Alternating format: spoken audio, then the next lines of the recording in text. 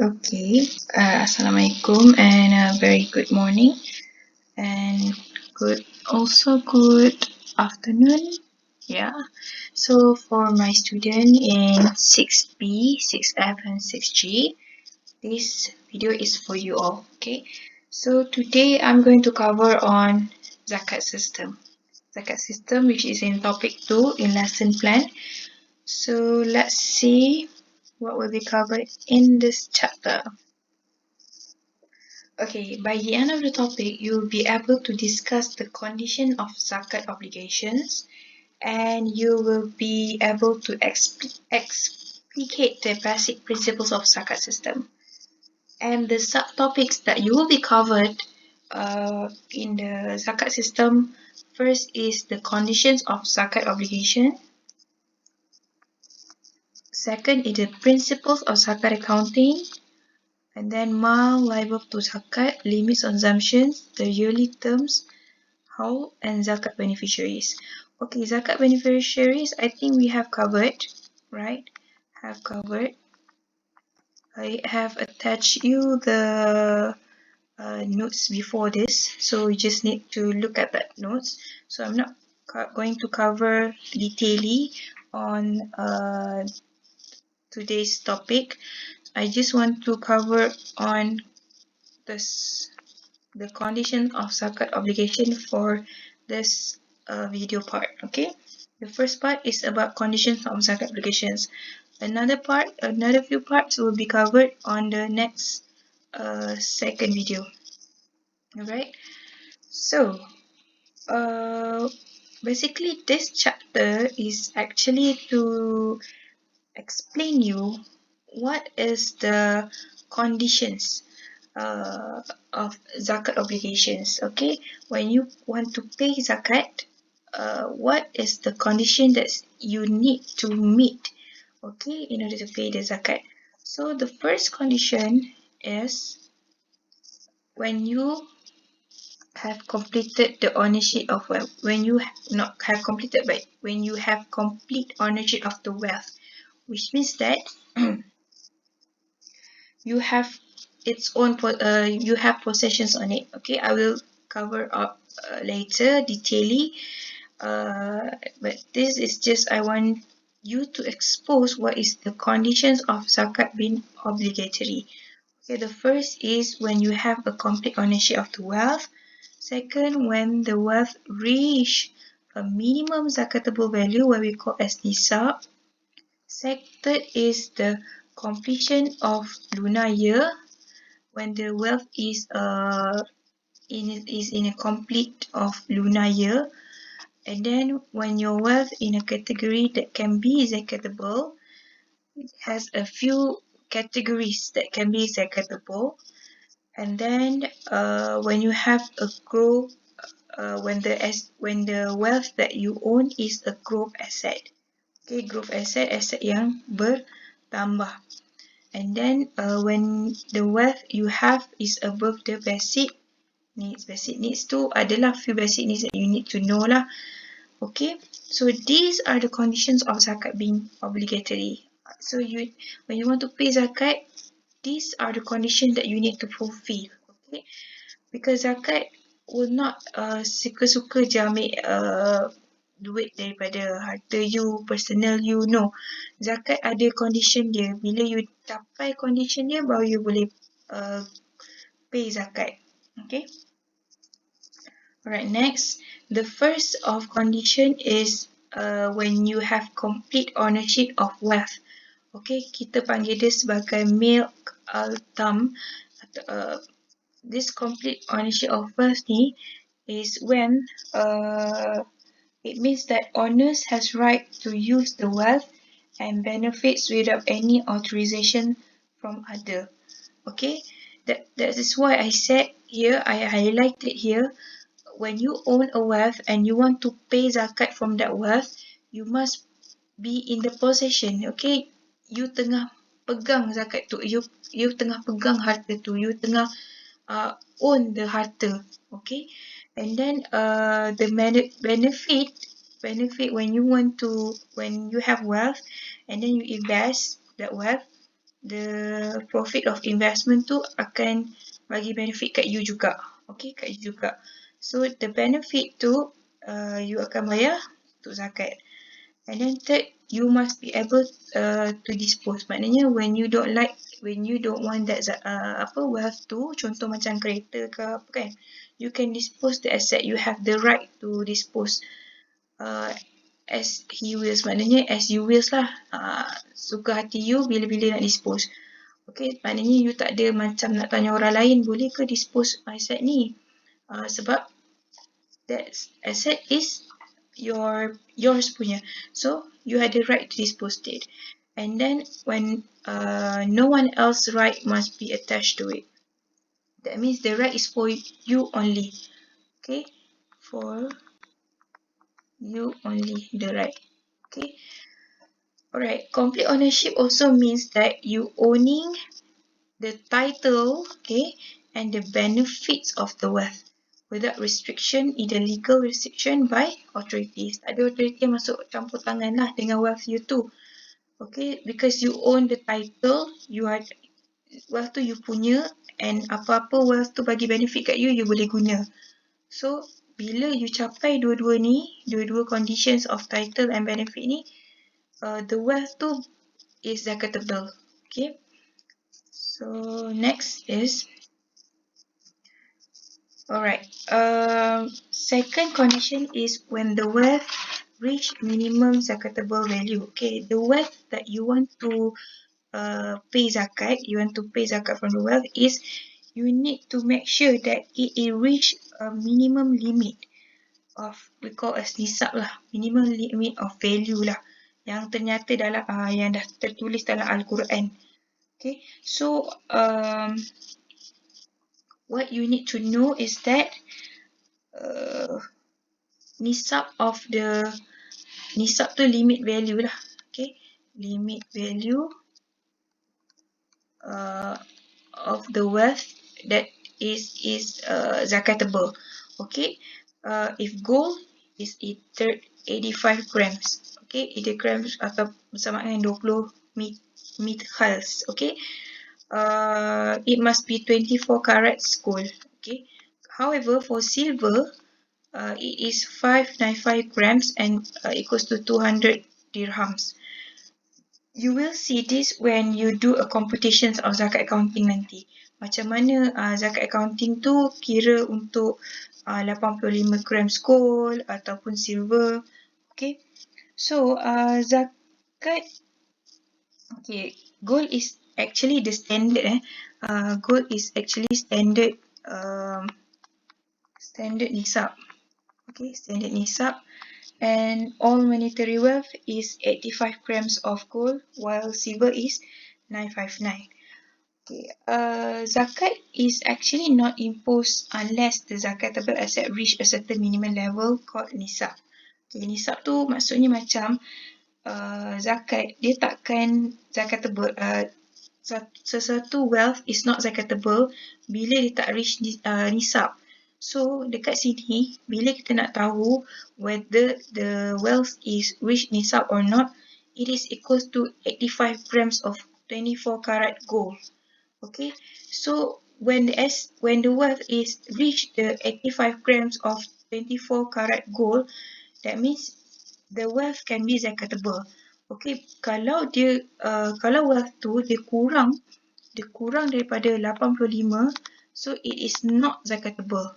Maknanya 84 ke 83 ke, so the wealth tu tak sama tak sama berat dengan 24 karat gold ni, it is not zakatable. Sama juga macam if the wealth is same grams with silver, pure silver, 595 grams, it is zakatable.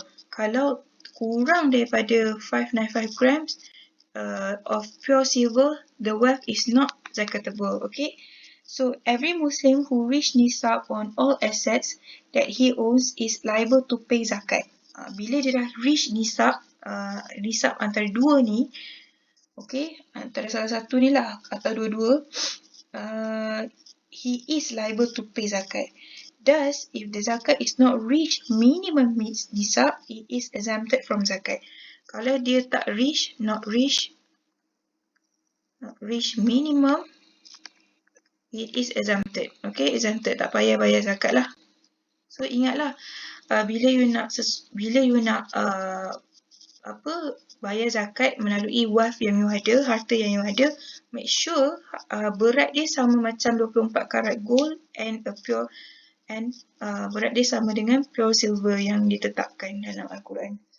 Okay, next is completion of lunar year. Okay, when you want to pay zakat, you need to make sure the wealth that you pegang tu is complete of lunar year, which means that 12 months lah, complete 1 year. Lunar year ni maksudnya 1 year lah, complete of 1 year. Okay, full lunar year must have passed on the ownership of nisab.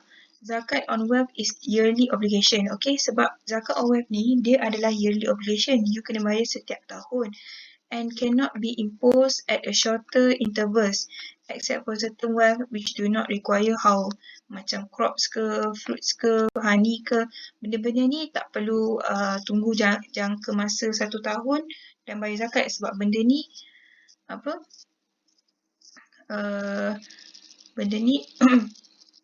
kadang-kadang dia harvest cepat. Okay, fruits pun kadang harvest cepat, tak sampai setahun pun dia dah harvest. Betul, honey pun tak sampai setahun pun dia dah harvest. So benda-benda macam ni tak payahlah nak kira haul dia. Okay, the condition of passage of 1 year is for non-earned asset macam livestock.